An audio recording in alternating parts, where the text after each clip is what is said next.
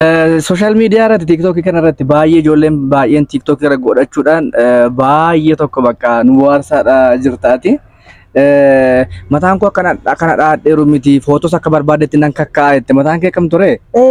Mataa koo kana durumaa kaasee dheeraadha. Mataatti mogonoo namni istaadii footoo ittiin kaanis nan beeka. Akkas jechuu ka'uu nan danda'a. Akkas jedhee ka'uu nan danda'a. Akkasitti ka'uu nan danda'a. Akkas jedhee ka'uu nan danda'a. Mataa makeedha moo wiigichadha moo maanni? Matuma koora maal digi? Buqqeessitti agarsiisaare. Isa akka jedhu. Buqqeessitti agarsiisuu hin danda'u matuma koora. Matuma keedha?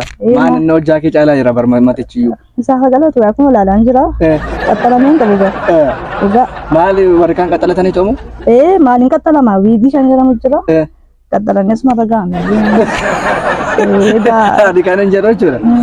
Namoonni tokko mataan isaanii jechuudha shurrubbaan isaanii jechuudha baay'ee tokko dheeraadha jechuun udduu isaanii faarra gadi ga'a baay'ee dheeraadha. Inni maanni isa qaxxalamee jiru ammoo inni? Qaxxalamee jira ni wiigira. Neeshee roofis no. Isa qaxxalamuu dhabe inni qaxxalamu yeroo isin jedhu wiigituudha malee.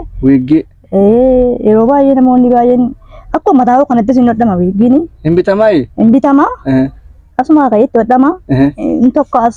Kan dhaamus jira. Otoo isa godhattee noo sirra darba kaa gadi. Inni immoo baddu baasa lafa kaa'e. Warra komeediyaanii kana warra diraamaa hojjetan kan hin ilaalta eenyuun achi keessaa eenyuun baruu barbaadame si barsiisaan? Egeree miidiyaa kana ijoollee Oromoo kan ta'an baay'ee tokko arguuf illee kan dhamayee dadhabe.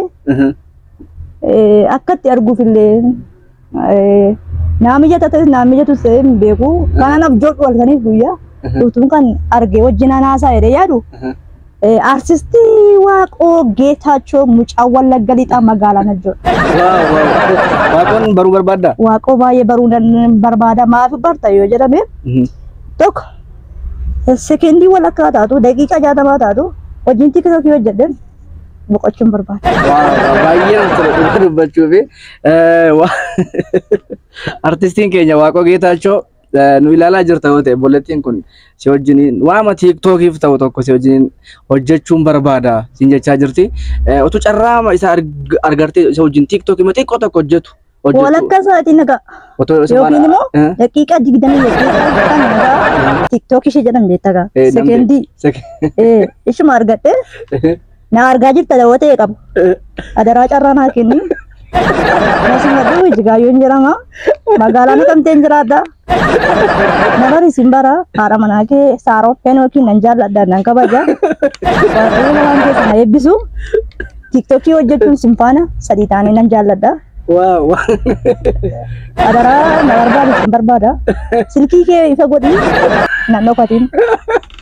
Si wajjin koomedii hojjedhee beekamuun barbaada. Waaqoo na dhaggeeffatta yoo ta'e magaalaa bakka jirtutti Waaqoo Shaalom.